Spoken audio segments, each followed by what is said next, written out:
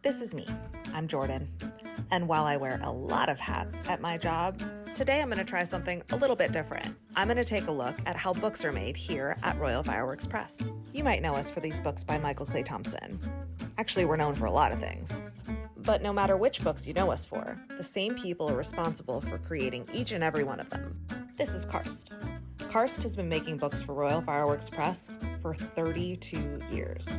Currently, he runs the bindery. This is the bindery. Karst also wears a lot of hats at Royal Fireworks, so he knows just about everything about how books get made here. Even though I've worked at Royal Fireworks for 8 years, I've never seen how our books are made. Karst was kind enough to give me an incredible behind-the-scenes tour. Every one of our books is made 100% in-house from start to finish in our offices right here in Unionville, New York. Our first stop is the old printing presses. These awesome machines were run by Karst in the days before digital printing. So the way I ran it, it was yellow, blue, red, and then black. How do the inks, you pour them in somewhere over there? Well, there's a fountain at the top, so you would put your ink in, and then water is fed from the back. So water and ink both touch the plate, and wherever the water is, the ink doesn't stay. There's special images on the plates themselves. Oh, cool. So each page in the older days had to be set up in there. They stripped them on what we called flats. So each page had to be in its proper space because number one might be here and number two may be over there. So it all depended on how it folded. All right. So you have to lay them out exactly so when you fold it over. They had to be laid out according to the format you're running. And then it got folded. And then it would be made into a book. We've had people on the folders because the presses put out sheets and then it would have to be folded up. And I can show you what it looked like. So it would, instead of single sheets, it would come out. Oh, wow. So it would be printed like this. And then it would have to go through a folder in order to make the folds and the perfs. Next, Karst takes me to the room where the printing currently happens. See here, when he prints it, it's 4 different books, or 4 books of the same. Right. So this has to be taken down and cut out singly. And to cut it, we have to put it all together.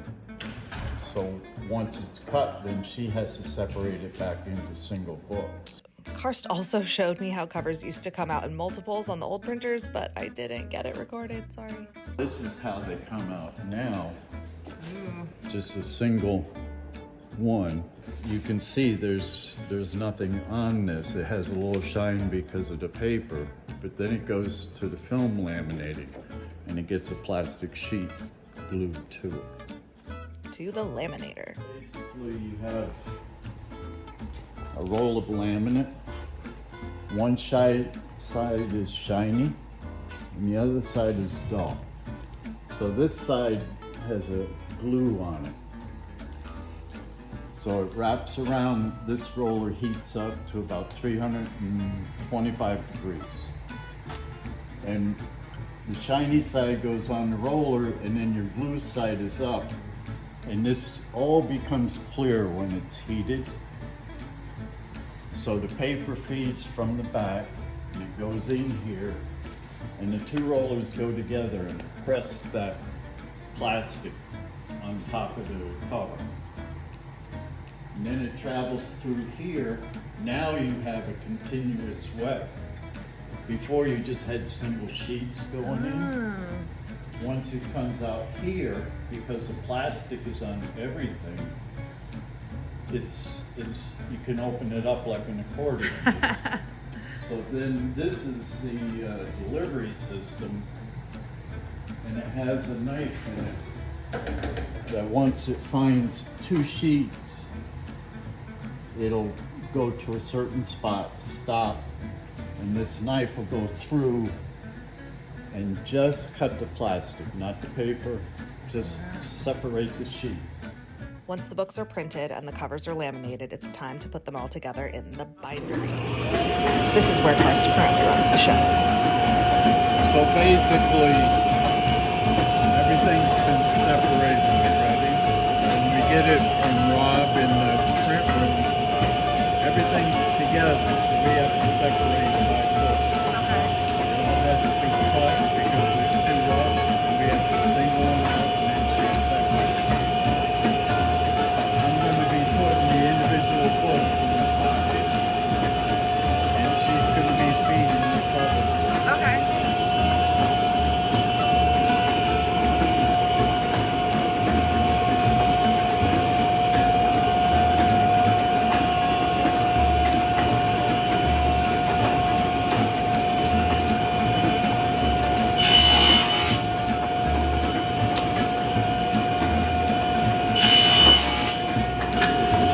So this is the glue in here?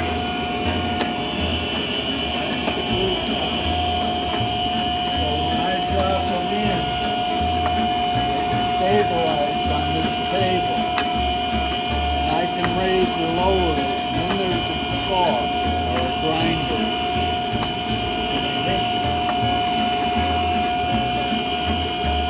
It just takes off a layer here. But it roughs it up so that the glue has a place to sit. And then the sawdust essentially goes in there? So once the glue's on, it hits this and that tells the cover to come in. And Cookie has to time it just right? Well, she doesn't. She just has to have one up. Oh, so once it's ready, it'll know when to go. Yeah, it hits a little trick here and that makes the cover go. Gotcha. So she has to have one each time. Because you have to load and she has to load back and forth. Once that happens, it comes back here. You see the one with the stripes on it? That pushes the cover to the book. Okay. Then it goes through a series of rollers that get narrower and narrower. So it kind of forms the book. And the last part of it here puts just a little bead.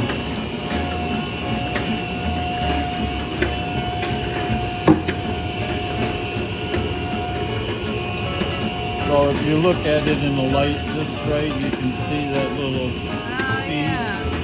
Because what we do is we don't just glue the spine, we also glue just up the side a little bit, and then that makes the final form of the book.